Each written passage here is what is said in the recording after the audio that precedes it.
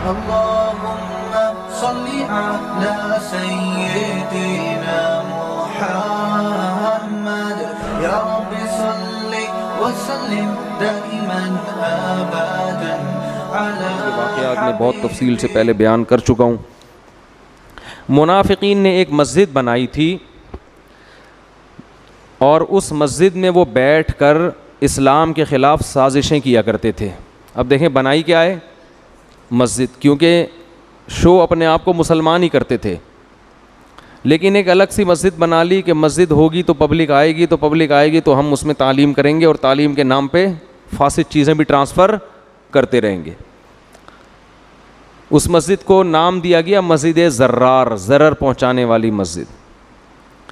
تو اللہ نے اپنے نبی کو منع کیا کہ آپ اس مسجد میں نماز نہ پڑھیں, کیونکہ اللہ جانتا تھا کہ ان کا مقصد ٹھیک نہیں ہے. اس سے ہمیں ایک بات پتہ چلتی ہے کہ بعض دفعہ مسجد سے بھی فساد پھیلتا ہے, سمجھتے ہو, اور ہر مسجد اس قابل نہیں ہوتی کہ جہاں بھی بن رہی ہے آپ چندہ دے کے تعاون کریں. لوگ یہ دیکھتے ہیں بس مسجد ہے, آپ کو کیا پتہ یہ بنانے والا ہو سکتا ہے چندے کی دکان کھول رہا ہو یہاں پہ. مسجدوں کا تو اصل مقصد ہے اللہ کی یاد کو زندہ کرنا, تبلیغ کرنا, نمازیں قائم کرنا, اصل تو یہ ہے نا. لیکن انسان اپنی نیت سے اس اصل کو چینج کر سکتا ہے. مسجدیں آج کل اللہ کے لیے بھی بنتی ہیں اور بھی کچھ کاموں کے لیے بنتی ہیں جو میں ابھی آپ کو بتاتا ہوں. مسجد کا ایک بہت بڑا کردار ہمارے زمانے میں چندے کی دکان بھی ہے. کیا ہے؟ چندے کی دکان. آپ اگر بے روزگار ہیں, کوئی کام دھندہ آپ کے پاس اگر نہیں ہے, پریشان ہیں, جس کام میں ہاتھ ڈالو نقصان, خربوزے بیچ کے بھی دیکھ لیے, ٹماٹر کا بزنس کر کے بھی دیکھ لیا, پیسہ نہیں آ رہا, اور ظاہر خربوزے ٹماٹر میں آئے گا کتنا پیسہ. تو اس کے لیے بعض لوگوں کا یہ طریقہ ہے کہ کسی جگہ پہ جا کے لوگوں کو بتاؤ کہ ہم یہ جگہ پہ مسجد بنا رہے ہیں, اور داڑھی رکھ لو, تھوڑا سا چہرے پہ نور ٹائپ کی 2-3 چیزیں لے آؤ, کبھی تھوڑا سا رو بھی لو, اللہ کے خوف سے پبلک کو دکھا دو, آنسو لے آؤ, پیاز کاٹتے ہوئے نا آنسو آ جاتے ہیں. بہت سارے ڈرامے ہیں, میں نے بہت لوگوں میں دیکھے ہیں, تجربے بہت ہیں ہمارے. تو چندہ بھی اکٹھا ہوگا, پھر اس میں شٹرنگ ڈال دو, پھر اس شٹرنگ کے نام پہ لاکھوں کروڑوں روپے آپ کے جمع ہوں گے, مسجد بھی بناتے رہو اور ساتھ میں آپ کا کھانچا بھی کھلتا رہے گا. میں نے ایسے لوگوں کو بھی دیکھا ہے, بس زیادہ ڈیٹیل میں نہیں جاؤں گا کیونکہ وہ پھر لوگ سمجھ جائیں گے کہ میری بات ہو رہی ہے. صحیح ہے نا, اتنا زیادہ ڈیٹیل میں جانا نہیں چاہیے جس سے بندہ سمجھ جائے کہ کس کی بات ہو رہی ہے, میری بات ہو رہی ہے, ٹھیک ہے نا. تو اس مسجد میں پھر آپ 4 دیواری کھڑی کریں. پھر مسجد تو ظاہر ہے چلتی ہی چندوں سے ہے, گورنمنٹ کی طرف سے تو کوئی مسجدوں کو فنڈ ملتا نہیں ہے. پھر نوٹ چھاپتے رہیں اور لوگوں کی دعائیں بھی ملیں گی. نوٹ بھی چھاپیں گے, لیکن یہ ایسی چوری اور ایسی ڈکیتی ہے جس میں عزت بھی ہوگی, روحانی مقتدی بھی آپ بنیں گے, امام مؤذن کو رکھ کے اس کی تنخواہ دے کے ان کی دعائیں بھی لیں گے, اور 4.5 نوٹ ایسے چھاپیں گے. بہترین کام ہو رہا ہے یہ مارکیٹ میں, زبردست. تو ایک کام اس زمانے میں مسجد کا یہ بھی ہے. تو یہ نہیں کہ جہاں مسجد بن رہی ہے جا کے بس چندہ دے دو, تحقیق کرو یہ بندہ ہے کون. تو یہ دکان بنانے کا بہت بہترین ذریعہ ہے. دوسرا کام مسجدوں سے یہ بھی ہوتا ہے فرقہ واریت. مختلف قسم کے چینلز پہ غالب آنے کے لیے کوشش یہ کرتے ہیں کہ ہماری ایک مسجد ہونی چاہیے, کیونکہ پبلک جو اکٹھی ہوتی ہے وہ کس پہ ہوتی ہے, مسجد پہ. تو فرقہ واریت کے نام پہ بھی مسجدیں بنتی ہیں کہ میرا مسلک پھیل جائے, ٹھیک ہے نا. یہ بھی بہت مارکیٹ میں ہول سیل کے حساب سے ہو رہا ہے. یہ بھی ہوتا ہے کہ اس مسجد میں رش چونکہ زیادہ ہے, لوگ بہت آ رہے ہیں, تو ہم بالکل قریب میں ایک بنا لیتے ہیں. حالانکہ ایک محلے میں جب ایک مسجد ہے تو قریب میں دوسری مسجد کی چندہ ضرورت نہیں ہے, لیکن بناتے ہیں لوگ. او بھائی ایک مسجد میں اچھا بھلا رش ہے, لوگ آ رہے ہیں, نمازیں پڑھ رہے ہیں, تھوڑا ارلی جانب بنا لو. نہیں جی وہیں بنانا ہے اسی کے قریب ہی. تو یہ بھی اللہ کی رضا کے لیے نہیں ہے, بس اپنی دکان چلانے کے لیے ہوتا ہے کہ میرے بھی ایک چودراہٹ ہونا, میں اپنی الگ سے بناؤں گا.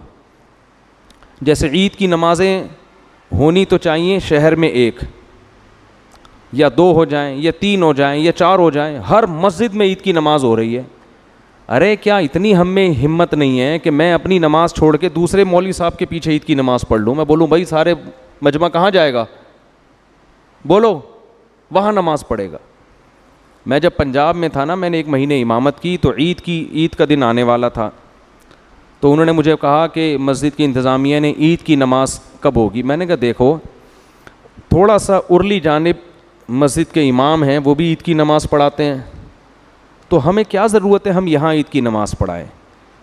ایک بڑا اجتماع ہونا چاہیے نا عید میں, تو عید میں تو کم از کم اتنا کر لیں کہ جو ہر مسجد میں عید کی نماز ہو رہی ہے اس کو ختم کر کے شہر میں 2 بڑے اجتماع کر لیں, 3 کر لیں. تو میں نے کہا سب سے پہلے میں اس کے لیے قربانی دیتا ہوں, میں اعلان کرتا ہوں میری مسجد میں عید کی نماز نہیں ہوگی, میرے سارے نمازی فلاں مولوی صاحب کے پیچھے نماز پڑھیں گے. سمجھ میں نہیں آ رہی بات؟ تاکہ ایسا نہ اس مولوی صاحب کو جب ہم پیغام بھیجیں تو وہ کہیں اچھا میرے والوں کو اپنے پاس لا رہے ہیں. ٹھیک ہے, میں نے کہا ایسا نہیں ہے, ہم اپنے والے کہاں بھیجیں گے, بولو ادھر بھیجیں گے. ایک نماز ہو, بڑا اجتماع ہو. لیکن کمیٹیاں نہیں مانتی. یہاں بھی میں نے شروع میں جب میں آیا تو اس کی کوشش کی کہ ہماری مسجد میں عید کی نماز بولو نہ ہو, بلکہ ہم کہیں تو حبیبیہ میں ہو جائے یا ادھر ہو جائے, ہم بھی وہیں جائیں گے. ایک بڑا اجتماع ہو, ایسی جگہ ہو جہاں کھلا میدان ہو. عید کی نماز تو مسجد میں ویسے ہی مکروہ ہے, نبی ہمیشہ میدان میں عید کی نماز پڑھتے تھے. مسجد میں عید کی نماز عذر سے پڑھی ہے, بارش وغیرہ کے عذر سے, ورنہ نہیں پڑھی. وجہ اس کی یہ ہے کہ عید کی نماز شاعر اسلام میں سے ہے, مسلمانوں کا بڑا دن ہے. تو اللہ کہتے ہیں ایسے کھلے میدان میں بڑے بڑے اجتماع کرو, پوری دنیا دیکھے کہ آج مسلمان کیسے اللہ کا شکر ادا کرتے ہیں, غیر مسلم بھی دیکھیں, اور ہم بند کمروں میں پڑھ رہے ہوتے ہیں. لیکن انتظامیہ کا کہنا یہ ہوتا ہے کہ چندہ نہیں ہوگا. کیا نہیں ہوگا؟ اگر ہم وہاں پڑھیں گے تو یہاں جو چندہ ہوتا تھا وہ بولو نہیں ہوگا. تو میں نہیں پڑھاؤں گا تو کسی دوسرے سے پڑھوا لیں گے, تو جو جب پڑھنی ہے تو پھر ہم ہی پڑھا دیں. کیا خیال ہے بھائی؟ یعنی وہ تو اجتماع تو ہو نہیں رہا نا. تو اتنے ہمارے ظرف چھوٹے ہیں کہ ہم دوسروں کے پیچھے عید کی نماز پڑھنے کے لیے بھی تیار نہیں ہیں.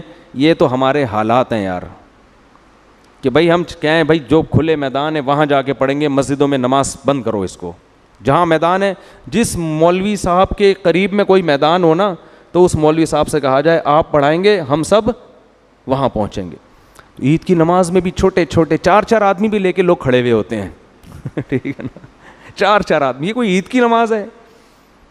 قندھار میں جب ادھر حکومت تھی افغان طالبان کی, تو پورے شہر میں ایک عید کی نماز ہوتی تھی. اور جو علماء گئے ہیں وہ بتاتے ہیں اتنا بڑا اجتماع ہوتا تھا, پھر اوپر سے نا وہ جٹ طیارے بھی گھومتے تھے نماز, وہ اور اسلام کی ایک طاقت اور شوکت کو دکھایا جاتا تھا. اور جو ملک کا سربراہ ہے وہ آ کے عید کی نماز پڑھایا کرتا تھا. یہ ایک شاعر اسلام میں سے ہے. تو اتنے چھوٹے, ہر آدمی اخپل طریقے سے چھوٹے چھوٹے عید کے اجتماع کر رہا ہے کہ میرے نمازی وہاں نہ جائیں. ٹھیک ہے نا, چاروں بلے ان کو میں کھینچ کے رکھوں. اور یہ سارا سیٹ اپ چندوں کی وجہ سے ہوتا ہے. مسجدوں کے مصارف پورے نہیں ہوتے تو یہ حساب کتاب ہوتا ہے. ظاہر چندہ ہوگا, چندہ ورنہ چندہ نہیں ہوتا. تو خلاصہ یہ نکلا کہ جیسے منافقین نے مسجد بنائی تھی, نام مسجد کا تھا, کام مسجد والا نہیں, تو آج بھی ایسے لوگ موجود ہیں جو مسجدیں بناتے ہیں, لیکن اس سے بجائے اسلام کو فائدہ ہونے کے کچھ لوگوں کی دکانیں چلتی ہیں, کچھ فرقواریت پھیلتی ہے, اور مسجدوں پہ قبضے والے سین تو بہت ہو رہے ہیں. اچھا جگہ قبضہ کرنی ہو تو بھی مسجد, راستوں میں بنا لیتے ہیں مسجد. تو دیکھنا چاہیے بھائی یہ کوئی ڈھنگ کے لوگ ہیں تو ان کے ساتھ تعاون کرو, ورنہ مسجد کے نام پہ تعاون بولو نہ کیا جائے. باقی مسجد بنانا بہت بڑی عبادت ہے. حدیث میں آتا ہے جو مسجد بناتا ہے اللہ اس کے لیے جنت میں گھر بناتے ہیں. مفتی طارق مسعود صاحب کے بیانات سننے کے لیے youtube.com youtube.com/मुफ्ती तारिक मसूद को सब्सक्राइब करें। और अगर आप लाइव वीडियो को कभी भी मिस नहीं करना चाहते हैं तो सब्सक्राइब करने के बाद बेल आइकन पे क्लिक करना मत भूलें। जज़ाकल्लाह।